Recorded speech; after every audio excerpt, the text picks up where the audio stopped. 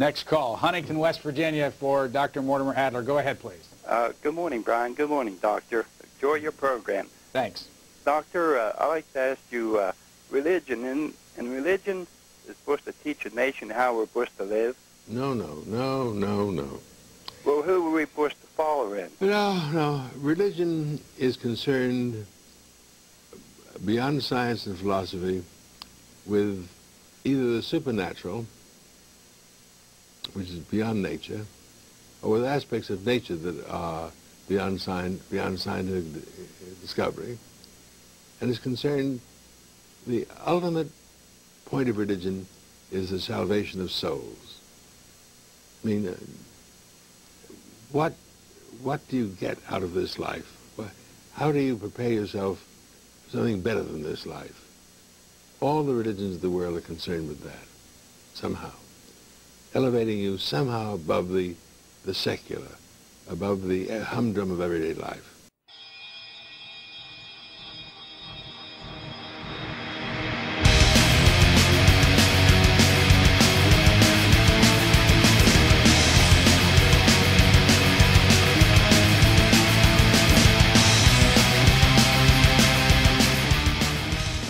Hello and welcome, everybody from my old channel, as well as hopefully newcomers who will find the content of this channel interesting and thought-provoking.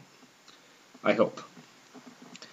The concept for this channel has been developing in my mind for the last few years, though I've only recently put my finger on exactly where all of my analyses were headed. You see, I'm one of those people who likes to go onto political, religious, or atheistic message boards, forums, and YouTube channels, and try to get a general sense of the conversation taking place between the two sides.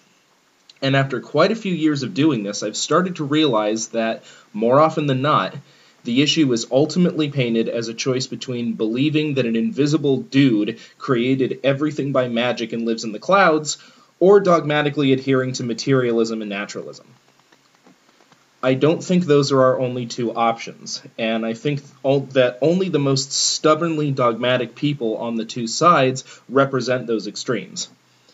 That is to say, the former is more likely to be held by an anti-atheist than a religious person, and the latter by an anti-theist than an atheist.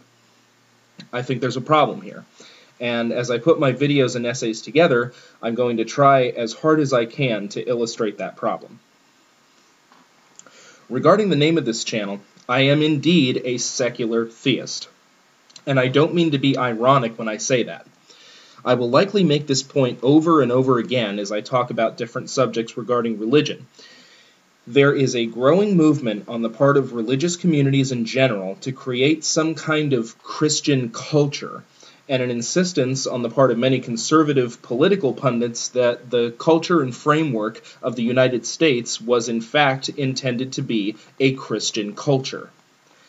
This dubious observation has led people like Glenn Beck and Bill O'Reilly and other political Dr. Phils to accuse liberals and intellectuals and secularists of trying to, quote, secularize the culture. To them, I will be saying the following for as long as this channel exists. Nobody is trying to secularize the culture. Culture is secular. And what's more, Christianity is not a culture. The apostles and early church fathers started a religion. They did not start a culture.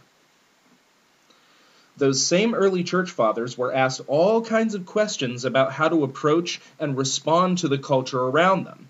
And in the cases where the government and culture practiced things that were either not permitted or not directly related to their religion, the answer was to abstain from them, such as eating meat sacrificed to idols, or if they were benign, don't worry about it. Not once in any of the epistles or early church writings before the church got money and territory did the apostolic church collectively insist that they should run for public office and supplant the culture. The guiding principle was that they should practice their religion and, most importantly, be in the world but not of the world. You are trying to make Christianity of the world. As a Christian and as a human being, I feel an obligation to speak out about this and the dangers that come with it. Creationism, literalism, unnecessary dogmatism, and I hope to drive this point home again and again as I go on. On the flip side, I'm starting to find it alarming that so many atheists are, as I see it, accepting assumed materialism without really even knowing what that is, or if they do, for no other reason than it might serve to nip religion in the bud. That is to say, they seem to accept assumed materialism because it's useful in their aims of discrediting superstition and religious faith. In fact, they, generally speaking, seem to be more and more accepting of anything that might serve that purpose, regardless of whether or not that anything makes sense. For example, this blasphemy challenge thing. You've got lots and lots of people making videos of themselves stating that they deny the existence of the Holy Spirit, to which at first I thought, okay, I already know that. You're atheists, non-believers.